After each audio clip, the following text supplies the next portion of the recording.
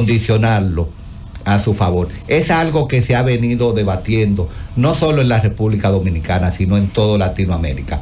Ahora, ese proceso de abstención, porque es un proceso que se da incluso hasta desde el punto de vista de las encuestas, porque las encuestas inciden mucho en lo que son los procesos de abstención, van teniendo una incidencia en lo que es la parte inconsciente para incidir en lo que es la parte colectiva e incidir en su toma de decisiones para ejercer su legítimo derecho al voto. Ahora, esas abstenciones pueden generar un dilema en lo que se llama el ámbito de la democracia, pero a su vez en lo que es la legitimidad, en la legitimidad de lo que no solo de la democracia, sino de los elegidos. Sí, esa falta de legitimidad, cuando el porciento de abstención es muy grande, tiene que invocarse entonces. Las autoridades que han ganado tienen que invocar lo que es el concurso de los diferentes sistemas políticos, de los diferentes partidos políticos, para propiciar un momento de estabilidad o de legalidad en el proceso de toma de decisiones. ¿Por qué decimos esto? Porque esta falta de legitimidad se puede visualizar en lo que son las convulsiones sociales, porque esos representantes deben coincidir con lo que son los intereses de los ciudadanos, y no siempre es así.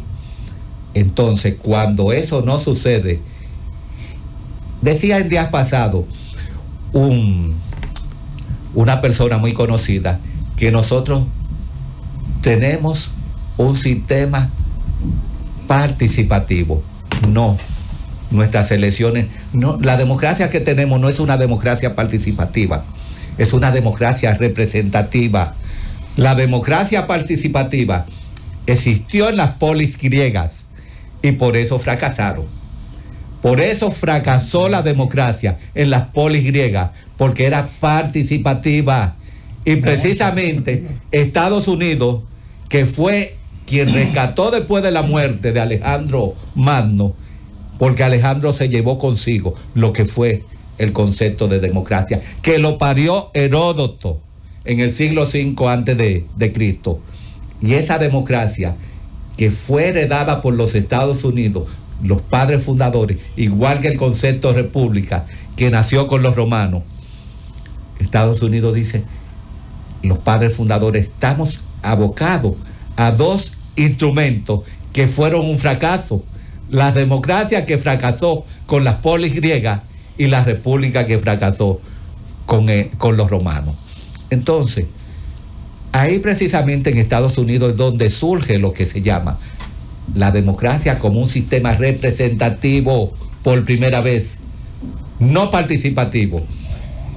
Que se confunda lo que es la participación del pueblo, del ciudadano en el sistema, pero hay una representación por parte de las autoridades electas que van a representar al pueblo, al ciudadano, desde esa óptica. Para continuar, vamos a dar la palabra precisamente a Manuel, que está loco por... No, Manuel. Bueno, yo estoy discrepando. Puedes estar estoy discrepando de ti. En este sentido, aquí está mi querido amigo Pelegrín Castillo, que nos acompañó en esas luchas. Porque en el 2010, el presidente Fernández lanzó el proyecto de reforma constitucional más ambicioso que se ha emprendido en el país. En esa reforma constitucional se prevén 3 tipos de referéndum: el referéndum consultivo, el referéndum municipal y un referéndum legislativo. Igualmente se prevé la creación del mecanismo de iniciativa democrática, iniciativa popular, legislativa y municipal, a partir de 150.000 personas que podían incoar un proceso ante el Congreso para que el Congreso pudiera actuar y operar. Entonces esa era los 3 mecanismos de participación previstos, porque evidentemente la democracia participativa, como la entendía Rousseau, ya no es posible. Nosotros nos quedamos con el sistema de Sieyès, que es la democracia representativa. El pueblo ejerce. Emmanuel Sieyès, autor del Tercer Estado. Y él es quien idea la idea. A partir de la creación de esa construcción teórica que hizo Jean-Marie de Sergonzac, alias el barón de Montesquieu, de los 3 poderes, el poder ejecutivo, el poder legislativo y el poder judicial, que se controlarían para evitar caer en el absolutismo, pues Sieyès elabora el concepto de representación, justamente porque no era posible ni práctico que el pueblo por sí mismo ejerciera la democracia. Entonces el pueblo tiene, el día de las elecciones, el pueblo es el soberano, y la demostración de que el soberano, que lo que diferencia radicalmente a la dictadura es que las dictaduras nunca se someten a esa voluntad. Se vota pero no se elige. En la dictadura el líder máximo, el iluminado, secuestra a la soberanía nacional, la pone en su bolsillo y le impone al pueblo, como si fuera un menor de edad, que el pueblo tenga que todo el tiempo parecer un gobierno único durante X tiempo, ¿no? Eso ha ocurrido en estas dictaduras de Latinoamérica.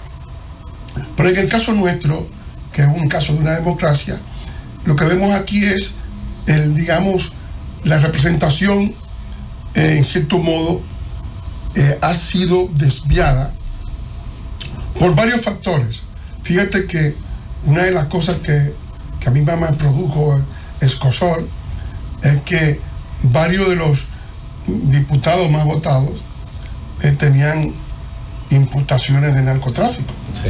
O sea, lo cual evidentemente muestra que la representación no está en sus mejores momentos. Está en crisis, Manuel, ¿verdad? Está en cierta crisis, sí. Yo diría, mira, mucha crisis. Nosotros tuvimos un padrón de inscritos con una tasa de inscritos de 8.145.548 personas, de los cuales votaron 4.400.000 personas, ¿no? En una votación correspondiente a un 45.6% de participación. En el caso de las elecciones municipales fue de un 47%, pero como digo, José Luis, en gran medida esta cifra está condicionada por la caída estrepitosa del voto en el exterior, que fue de un 84%. O sea, que de 800.000 votaron 163.000. O sea, apenas, es decir, que evidentemente eso bajaba los porcentajes enormemente. ¿Cuáles son las causas de esta bajada? Pueden ser diversas. La primera de ellas es la oferta electoral, no generaba tales pasiones, aunque debo confesarlo, que el voto ha tenido un comportamiento bastante regular. O sea, aquí hubo una mayoría formada por el PLD, que el PLD sacaba por lo general 40%, y el bloque progresista, idea de Peña Gómez, adoptada por Leonel Fernández de una manera brillante, ¿no? Porque él logró conformar esa mayoría que le dio 5 victorias al PLD. O sea, el bloque progresista sacaba entre un 11 y un 12%, y se llegaba al 52%. Y actualmente, cuando analizamos estas elecciones, nos damos cuenta que es la misma fórmula. Sí. El PRM sacó 48 como PRM, como partido. El bloque progresista, que está con el PRM, que todo el bloque se fue para el PRM, lo llevó a 57. Pero si analizamos el éxito del segundo candidato, que es Leonel Fernández, que ha tenido unas elecciones, digamos, en términos globales, ¿no?, muy buenas, porque él pasa de un 4% real, que fue lo que sacó en la última elección, a un 29%. Creció más del 1000%. Y luego además gana 3 senadurías, 22 diputados, es decir, se convierte en la alternativa al PRM en estas elecciones como candidato. Entonces, si nos fijamos en su resultado, él saca 29, el PRD saca un 1%, que está aliado con ellos, y Abel saca 10, saca 41%. ¿Qué es lo que le faltó a ese bloque para ganar? El bloque progresista que estaba con el gobierno. Es decir, que realmente las cantidades son las mismas. Estamos manejándolo en el mismo esquema. Es un juego de suma cero. Sí, es un juego de suma cero. Si yo gano, alguien le quite.